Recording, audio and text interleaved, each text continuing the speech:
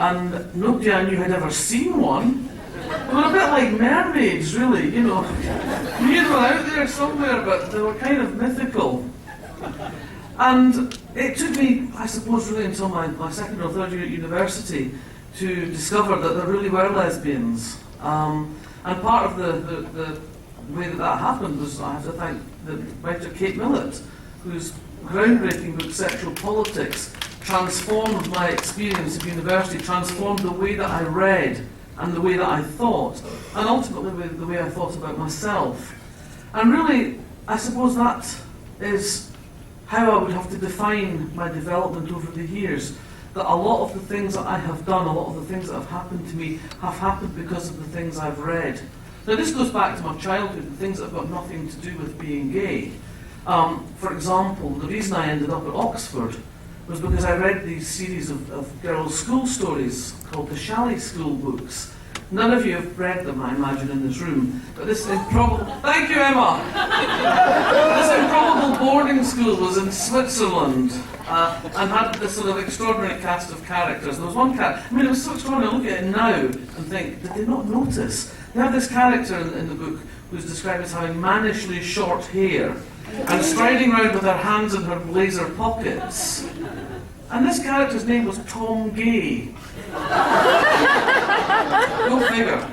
So anyway, I read all the Shalley School books, and I loved these books. And I learned a lot about life from these books. That's where I learned actually being a writer was a job, because one of the characters grew up and became a writer.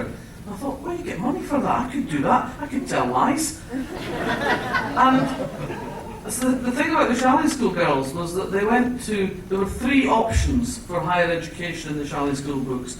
Some of them went to the Sorbonne in Paris. Now, I knew my French wasn't good enough to go to the Sorbonne, so that was a write-off. Some of them went to Oxford, and the others went to the Kensington School of Needlework. See, you don't know me very well, but already you know I was not destined for the Kensington School of Needlework. So I ended up at Oxford because of my reading. And so I ended up really discovering feminism and lesbianism because of Kate Millett. Now, I wanted to write, and I tried various avenues of writing unsuccessfully. I won't bore you with the whole story because that would take longer than the time I'm allowed here. But essentially, I kept failing at what I was trying to write. And I realised that what I was doing was failing because I didn't understand how to do it correctly. I didn't understand the form, if you like, that I was trying to write in. And I'd always read a lot of crime fiction, and I decided that maybe if I tried a crime novel, I could make sense of all of this. But I couldn't imagine myself writing a traditional English village mystery. You know, I didn't grow up in an English village. I grew up in a Scottish mining community. You know, we did not have retired colonels of the Indian Army. We did not have little old ladies with herbaceous borders. No. We didn't even have vicars, because although we were Protestants, we were Scottish Protestants. We didn't have vicars, we had ministers. It was proper. So I knew I couldn't write that kind of book.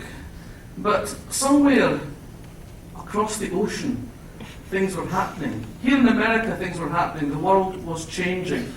And there was a new wave of women writing crime novels that were quite different from anything that had gone before.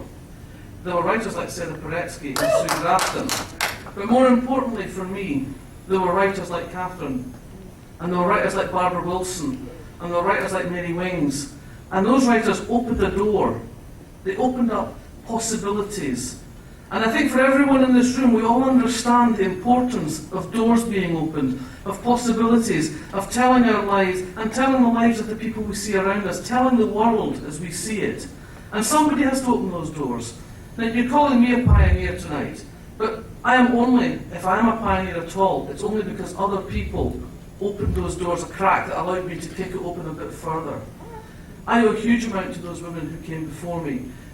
And tonight I would like to say that if I am here, it's because I'm standing on the shoulders of a lot of other people. And the reason it was important to me to climb onto those shoulders, was so that the next generation of wee lassies growing up in small Scottish towns would not be sitting there going, "What's a lesbian?"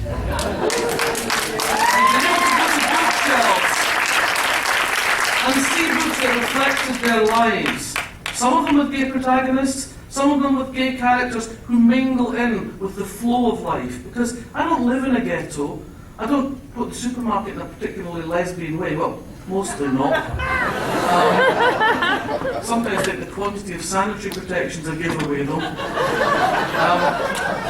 But I wanted to write about that continuum of life, and I wanted to show that there was a world out there that could embrace all of us.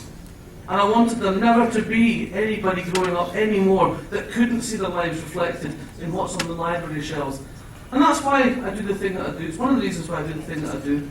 I do the thing that I do also because in the way that Eskimos are obligate carnivores, I feel like I'm an obligate writer, and I'm really not a very nice person when I'm not writing something or thinking about something or working on something. So once again, I would just like to say thank you very, very much for this honour. And, you know, I know people say this kind of thing as a sort of glib thing, but I really mean that I would not be here accepting this tonight if it wasn't for a whole lot of other people who made this possible. And if what I have done makes it possible for any one person coming forward in the future to do the same thing, then I've done my job. Thank you very much.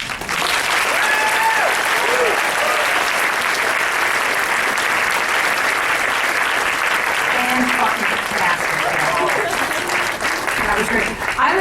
I live in London, England, and in New York, so I call myself a nylon, right? And my traveling companion is decidedly English and a huge fan of yours, Val, and she's gonna. You have to. Can we get a picture, like making out, a video or something? Because fantastic, because she will lose her mind.